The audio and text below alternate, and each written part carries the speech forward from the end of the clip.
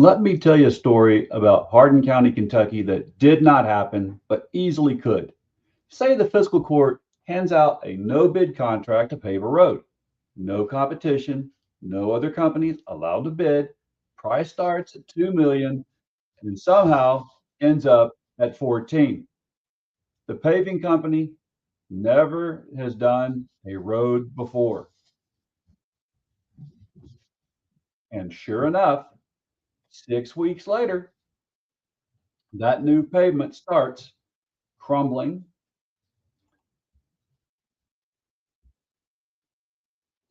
And then the first person to drive on the road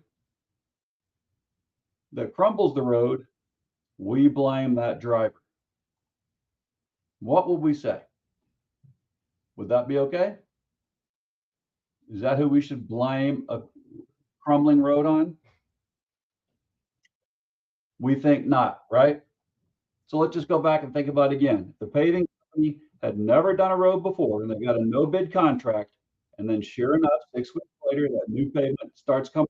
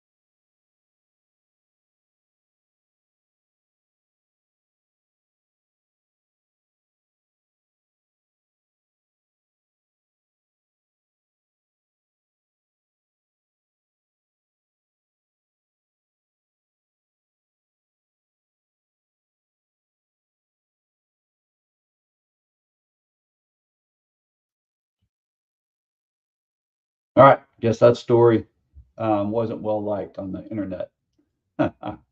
Y'all, again, hopefully, I'm not sure how much we lost there. Probably got someone telling me that I went off screen. But all right, let's see how much we lost on that. All right, so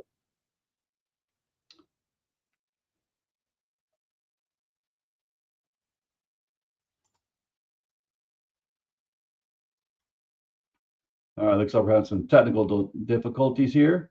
But again, this is the Hillbilly Think Tank. I am Spencer Keck, and I am a candidate for the Hardin County Fiscal Court.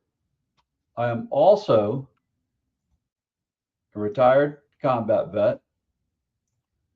Currently, I'm a public school teacher and someone who loves Kentucky. So again, technical difficulties, get a lot of feedback. There we go. All right. Y'all, this story I'm talking about today actually happened with our government. Here's what happened. You'll remember this story from an earlier episode. David Hearn, a former Olympic canoeist, 60 some years old, was indicted on a felony charge, facing up to 10 years, accused of destroying government property at the Lincoln Memorial Reflecting Pool. Prosecutors said he pulled at the pool's new blue liner. The whole case rested on maybe 2 square feet of ceiling. Last Friday, the Justice Department moved to drop the charges entirely and read what its own prosecutors put in that filing because, this is the U.S. government admitting it in writing. The damage was caused by flawed installation by the contractor, Atlantic Industrial Coatings, and the rush to complete the project before the American 250 celebration. Not vandalism, bad workmanship, rushed to meet a deadline for a party. The government indicted a man for a felony and then had to admit in court that its own contractor caused that damage. And note how that came out. Hearn's lawyers had started probing the process that pronounced the indictment in the first place. And that's when the department discovered, or at least finally acknowledged, the Interior Department's own internal records telling the real story. All right, so we got Tom on here tonight. Tom says, I think you know where my head is today. It's hard to think about the idiot befouling the people's White House today, but he's screwing up in monumental ways. Yeah, and screwing up monuments in monumental ways. All right, so again, the department's own internal records told the real story. That guy did not vandalize the reflecting pool, or as the president says, the reflecting pond. So let's talk about the contractor, because this is where your tax dollars live. Atlantic Industrial Coatings, a Virginia company, got a no bid contract, no competition, to seal the reflecting pool. President Trump publicly said the job would run about $1.5 million to maybe $2 million. The contract climbed to $13.1 million, then to roughly $14.7 million. Senator Richard Blumenthal opened an investigation and found something remarkable. Atlantic Industrial Coatings had never before been awarded a federal contract and had no discernible history of handling anything like this project.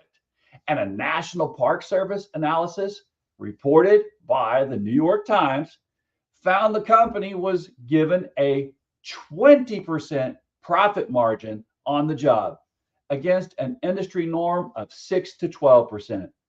That's roughly $850,000 in extra profit above what a typical contractor would earn, handed to a company that had never done federal work before without anybody else being allowed to bid. Now, let me be precise here, y'all, because there are several no bid contracts swirling around this story, and they have, they belong to different companies. A separate $1.7 million no bid contract for cleaning the algae out of that same pool went to Green Water Solutions, a company owned by J.J. Cafaro, a man who gave $250,000 to the Trump Victory Committee in 2020, and who has prior guilty pleas for campaign finance violations and for conspiring to bribe a congressman. And the East Wing Ballroom is a third separate contract. That contract for $500 million. Also, no bid to Clark Construction. 3 companies, 3 no bid deals, 1 reflecting pool that came apart. The man they indicted was the one who touched the peeling liner. Nobody indicted anybody who installed it. A fiscal court would call this gross negligence, absolutely gross negligence and fraud if it happened on a Hardin County road contract. And a no bid contract actually means taxpayers are getting screwed by grift and corruption. We would call it out and prosecuted on a local level. No political servant of the people should ever get away with anything like this. Next segment. Now, here's where it turns into something stranger than a contracting scandal. When his own Justice Department dropped the case, admitting in a federal filing that the contractor caused the damage, the President of the United States of America publicly attacked his own prosecutor for it. On Truth Social, he said he disagreed 100%, insisted it was a pure case of vandalism, and said major damage was caused by vandals. He said U.S. Attorney Jeanine Pirro folded like an umbrella and choked. Sit with that. His own department, in a court filing under penalty of professional sanction, said the evidence did not support the charge. And the president's response was to attack the prosecutor for following the evidence. He did allow that there may have been some contractor difficulty, but he's still posting video clips insisting people deliberately sliced that liner. Pirro was then summoned to the White House Monday afternoon amid open speculation about her job. She wasn't fired, at least not that day, but she was photographed leaving with a box. And I want to note who else spoke up, because it wasn't only the critics. Scott Jennings, a conservative commentator and a Kentuckian, said Hearn ought to sue the administration. Republican Senator John Kennedy of Louisiana said Pirro was right to pull back the charges and compared the whole affair to a multiple vehicle pileup. When a prosecutor gets attacked for dropping the case that her own filings say lacked evidence and Republicans are the ones defending her, that tells you where the line actually is. Next segment. Now, the second story of the day, and it rhymes. You'll remember from last week, two Republican senators, John Cornyn of Texas and Tom Tillis of North Carolina, were blocking Todd Blanche's confirmation as Attorney General. They wanted two things: the $1.776 billion anti-weaponization fund, formerly killed, and the Trump family's IRS audit narrowed so it didn't run over. Sunday night, Blanche posted two documents, and Monday morning, both senators announced that they would vote to advance him. Deal done. Except look at what they actually got. The first document, signed by Blanche, rescinds the order creating the fund, and then one sentence: rescinded and shall have no force or effect. But it does not say permanently, which means the department could try to revive it. And the underlying settlement agreement that produced the funds, still in effect. Its own text says it can only be modified with the written agreement of the parties. And those parties are Trump, his two eldest sons, the Trump Organization, and the IRS. The second document, the one about audit immunity for the whole family forever, isn't signed at all. It's not an order. It's a memo offering Blanche's interpretation that the immunity is retroactive only and covers only the named parties. An interpretation, not a binding change to the deal. Senator Schiff's response: this doesn't prevent the administration from bringing the slush fund back from the dead next week, and leaves in place a tax immunity deal that could help Trump skip taxes on the $2.3 billion he made last year. Cornyn's own defense to reporters: we did the best we could do. And then the president himself deflated the whole thing, asked in the Oval Office whether he'd sign off on Blanche's deal. Trump said he had not, and added that as he understood it, Blanche only agreed to reconfirm things that he already said. Quote, and what he said is okay. That's the president telling you out loud that nothing really changed. All right. Tom says, for context, I had one of my 10-year-old dogs euthanized yesterday. He had lymphoma and was beginning to suffer. Oh, I'm so sorry, man. He had been a marvelous dog, the best Wilbur dog to ever Wilbur dog. He will be missed. And, I had the video you sent in of him here on the show not too long ago. Bless you, Wilbur. And definitely he will be missed. Well, y'all, I had on here, if you didn't see before, I had some major technical difficulties earlier, something that I felt really summed this up nicely. And here we go. So remember, it was like pulling teeth to get Republicans to fund the 9/11 Victim Compensation Fund. That is the fund that was to compensate those who died, their families, the firefighters who got horrible diseases, along with the cops going in to rescue people from the burning buildings. They're still suffering from everything they did that day to save people. But it took them no time at all to create a $1.8 billion insurrection slush fund to pay off the legal fees of the January 6 rioters who beat and killed cops. So it goes on to say these are sick, corrupt people. That's what Representative Jim McGovern put out.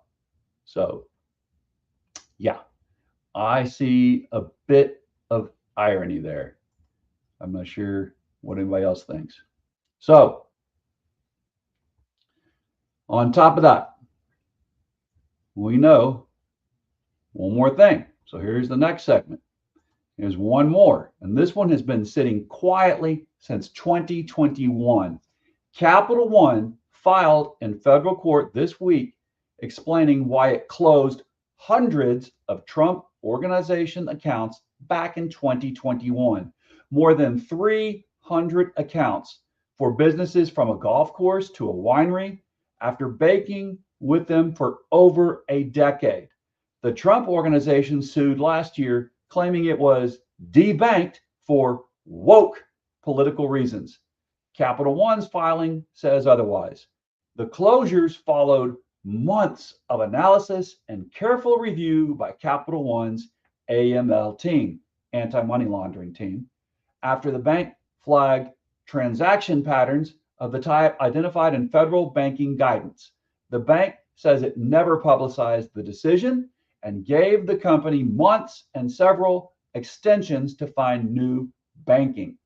Now, I want to be careful and fair here, and I'm going to be. Capital One did not accuse the Trump Organization of money laundering. It said transaction patterns triggered its internal review. Those are different things, and I won't blurt them or blur them here. The Trump Organization calls the explanation completely baseless and says the bank manufactured a justification. That's a live lawsuit. A judge will sort that out. But here's the part that I really find striking, y'all. And it's the part that, you flagged. So this is our nation that flagged this, our laws. So this happened in 2021. Nobody knew about this because the bank kept it confidential, exactly as banking rules require them to do. It only became public knowledge this week because the Trump Organization chose to sue over it. And a lawsuit puts documents into the public record. Think about that. A voter in 2024 could not have known this.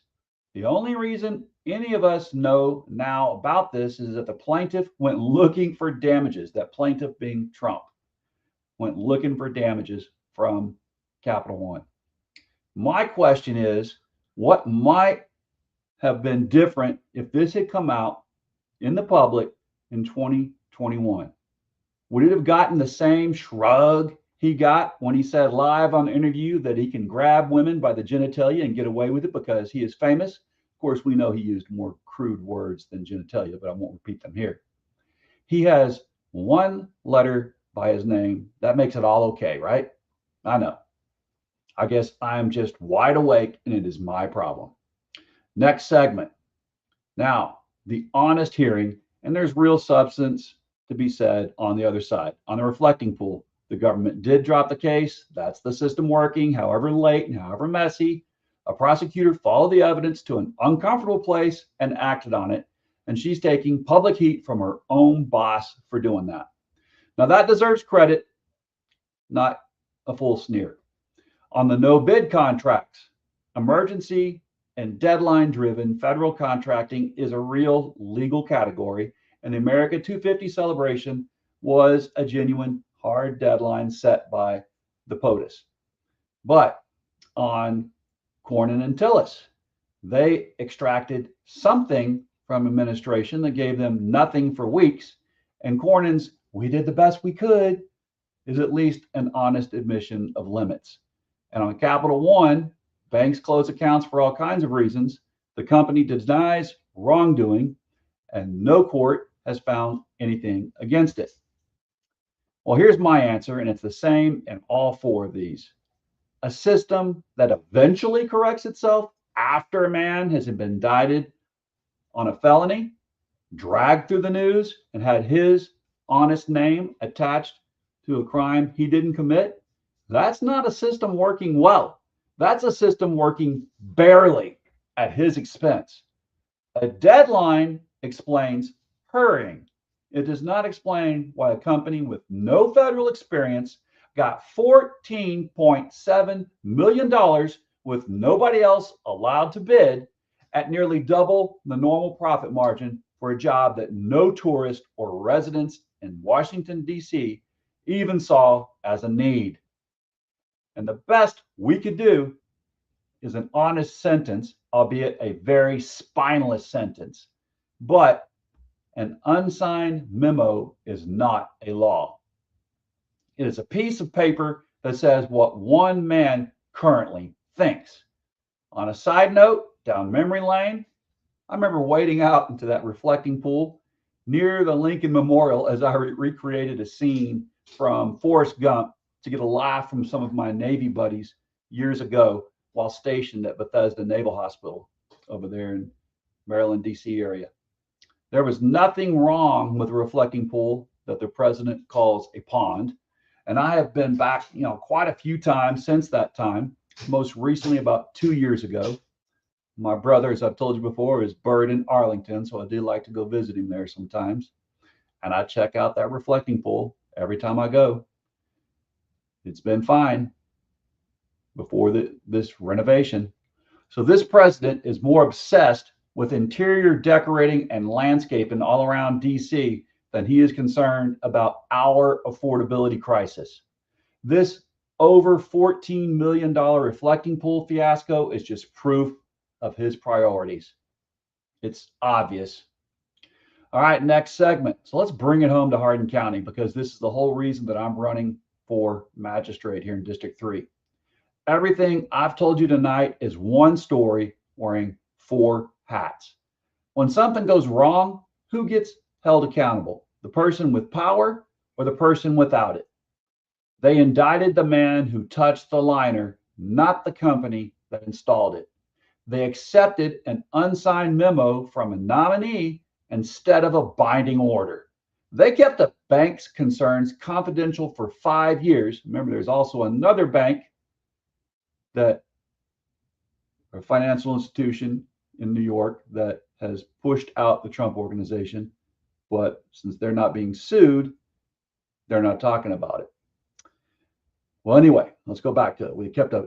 So with that bank's concern was kept confidential for 5 years, and we only learned about it because someone, the Trump organization, sued for money. Now put it back on our county road scenario from earlier.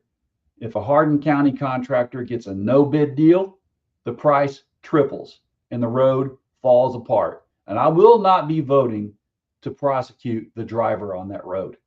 I'll be asking why there was no bid. I'll be asking who knew that the price tripled. I'll be asking for the paperwork in public at the meeting with the cameras on. That's not a partisan position. That's just what a fiscal court is for. And here's the thing about flooding the zone, running so many scandals at once that none of them can hold your attention. It only works if we let it. So here's my ask. Pick one, just one. Follow it all the way to the end and make somebody answer for it. A county can't fix Washington, but a county can absolutely refuse to run itself the very same way. And that's all that we are begging and pleading for right now. And y'all, Tom, Yen, I'm very sorry to hear about Wilbur. And I know that his brother is probably in mourning right now too. So I feel sorry for him. But like you said, he was a very good pup. And man, you got some great memories of him.